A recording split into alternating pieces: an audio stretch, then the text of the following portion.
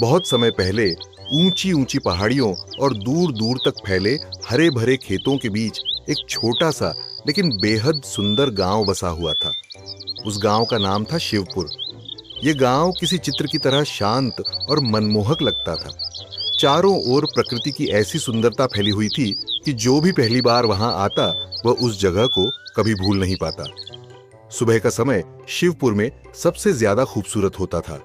जैसे ही सूरज पहाड़ियों के पीछे से धीरे धीरे ऊपर उठता, उसकी सुनहरी किरणें पूरे गांव को रोशनी से भर देती। खेतों में खड़ी फसलें उस रोशनी में चमकने लगती। ऐसा लगता मानो धरती ने सोने की चादर ओढ़ ली हो।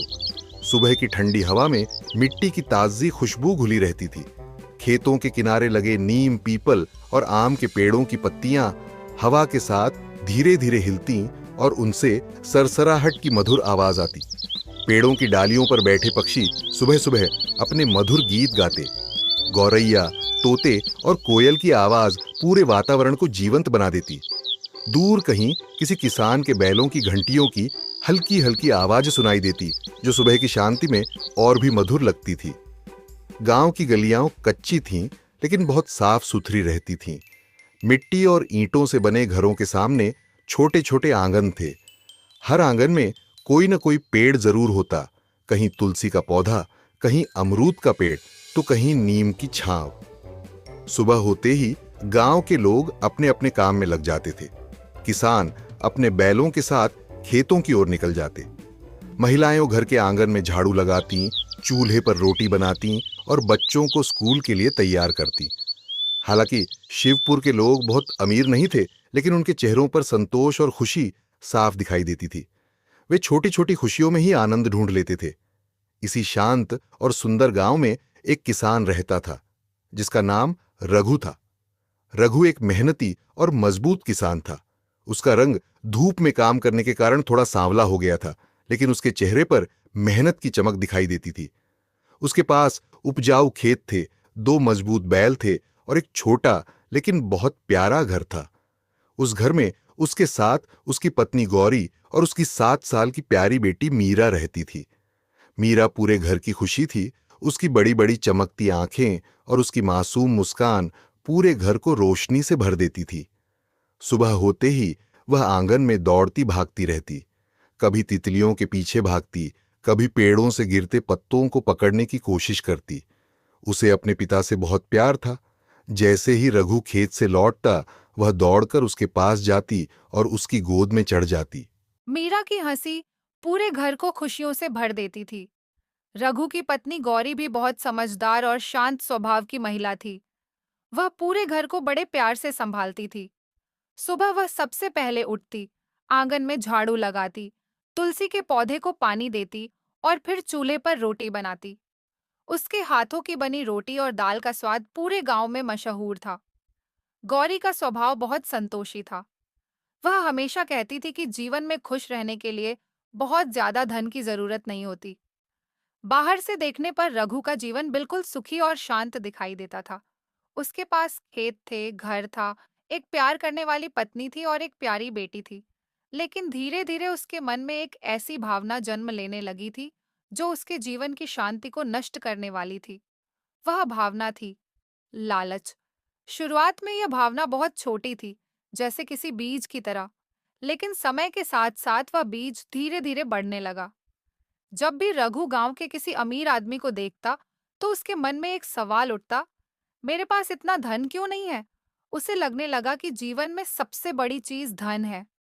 और यही सोच धीरे धीरे उसे एक ऐसे रास्ते की ओर ले जाने वाली थी जिसका अंत बहुत दर्दनाक होने वाला था। लेकिन उस समय रघु को इसका जरा भी अंदाजा नहीं था। उसे तो बस एक ही चीज दिखाई दे रही थी, बहुत सारा धन। की तरह शांत था। सुबह की धूप खेतों पर पड़ रही थी और किसान अपने अपने काम में लगे हुए थे। हवा में ताजी मिट्टी की खुशबू फैली हुई थी। लेकिन उस दिन गांव में कुछ अलग होने वाला था। दोपहर के समय अचानक गांव की कच्ची सड़क पर धूल उड़ने लगी। दूर से घोड़ों की टापों की आवाज सुनाई देने लगी। धीरे धीरे एक बड़ी और चमचमाती गाड़ी गांव की ओर आती दिखाई दी। गांव के बच्चे सबसे पहले उसे देखकर चौंक गए। वे दौड़ते हुए गांव के बीच आ गए। कुछ ही देर में पूरा गांव उस गाड़ी को देखने के लिए इकट्ठा हो गया। गाड़ी बहुत शानदार थी। उस पर चमकीले कपड़े लगे थे और उसके पहिए धूप में चमक रहे थे। गाड़ी के रुकते ही उसमें से एक मोटा और अमीर आदमी नीचे उतरा। वह था सेठ हरिदास। उसने बहुत महंगे और चमकीले कपड़े पहने हुए थे। उसके हाथों में भारी सोने की अंगूठियां थीं और गले में मोटी सोने की चेन चमक रही थी। उसके पीछे पीछे कई नौकर भी उतर रहे थे। कोई उसका सामान उठा रहा था, कोई छाता पकड़े हुए था। गांव के लोगों ने ऐसा दृश्य पहले कभी नहीं देखा था। लोग आपस में धीरे धीरे बातें करने लगे। सेठ हरिदास धीरे धीरे गांव के बीच से गुजर रहा था। लोग उसके सामने झुककर नमस्ते कर रहे थे। वाह, कितना अमीर आदमी है। देखो इसकी गाड़ी कितनी बड़ी और चमचमाती है। लगता है यह कोई बहुत बड़ा सेठ है। इसके साथ इतने सारे नौकर भी आए हैं। सच में कितना सम्मान मिल रहा है इसे। अगर हमारे गांव में ऐसा कोई अमीर रहता तो कितना अच्छा होता। रघु, रघु, अगर मेरे पास भी इतना धन होता तो लोग मेरी भी इतनी इज्जत करते। मैं सोच रहा हूं कि हम इतने गरीब क्यों हैं। कुछ लोग तो उसकी खुशामद भी करने लगे थे। सेठ के चेहरे पर घमंड भरी मुस्कान थी। वह ये सब देखकर बहुत खुश हो रहा था। उसी समय थोड़ी दूरी पर खड़ा रघु यह सब ध्यान से देख रहा था। उसने देखा कि कैसे गांव के लोग उस सेठ को इतना सम्मान दे रहे हैं। पहले तो वह बस यह दृश्य देखता रहा, लेकिन धीरे धीरे उसके मन में एक अजीब सी भावना जन्म लेने लगी। वह भावना थी ईर्ष्या और लालच। रघु ने सोचा, मैं कब तक एक साधारण किसान बना रहूंगा? क्या मेरी किस्मत में हमेशा यही गरीबी लिखी है? जब सेठ हरिदास जैसे लोग इतने अमीर बन सकते हैं तो मैं क्यों नहीं बन सकता?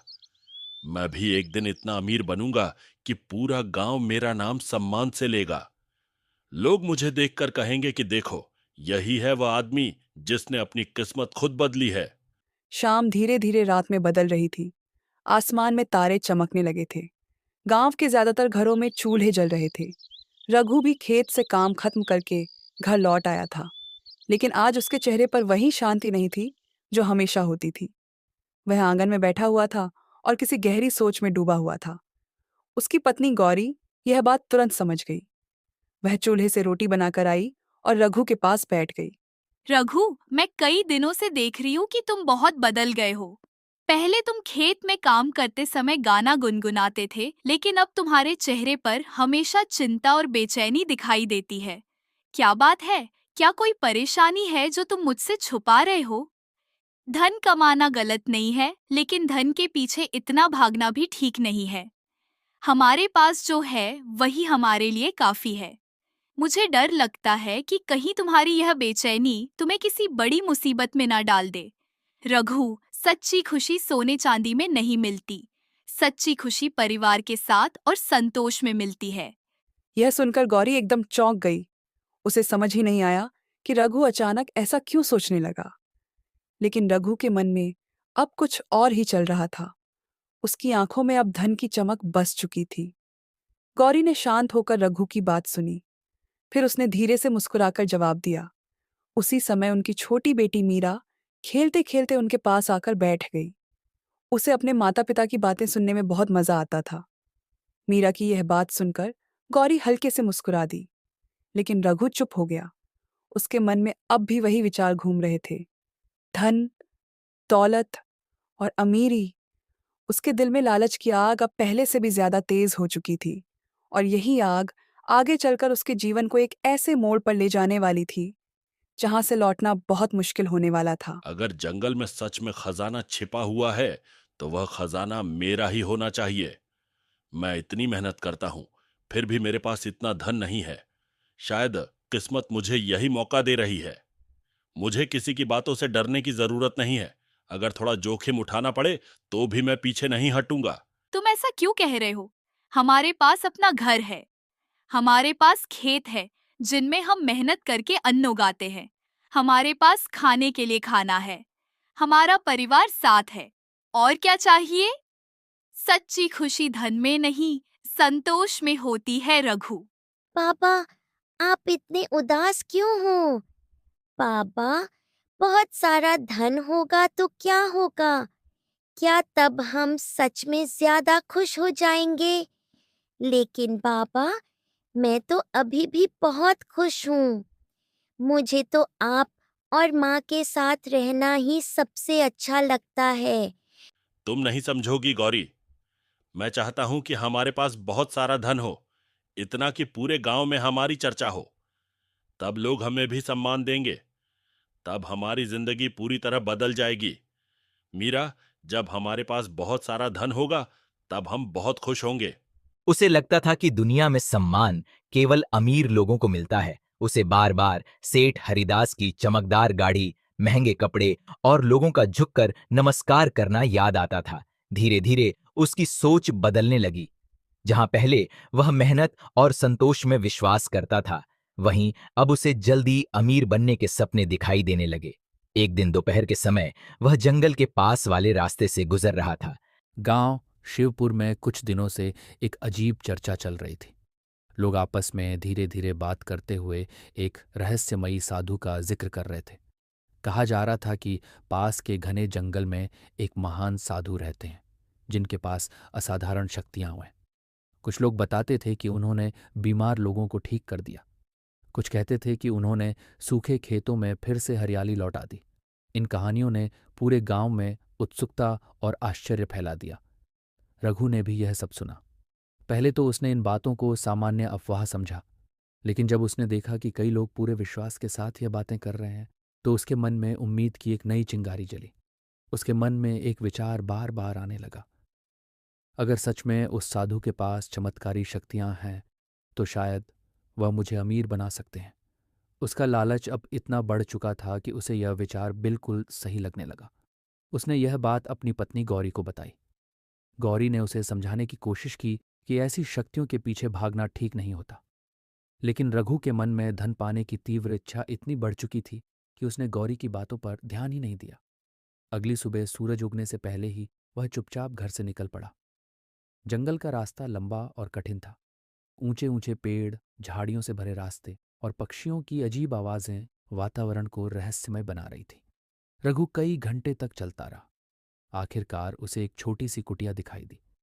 कुटिया के सामने एक वृद्ध साधु शांत मुद्रा में ध्यान लगाए बैठे थे। उनके चेहरे पर ऐसी शांति थी कि उन्हें देखकर किसी के भी मन का डर दूर हो जाए। रघु ने विनम्रता से झुककर उन्हें प्रणाम किया और अपनी इच्छा बताई। साधु ने पहले उसे चेतावनी दी कि लालच का परिणाम अच्छा नहीं होता, लेकिन रघु अपनी जिद पर अड़ा रहा। आखिरकार साधु ने उसे वही शक्ति दे दी जिसकी उसने मांग की थी।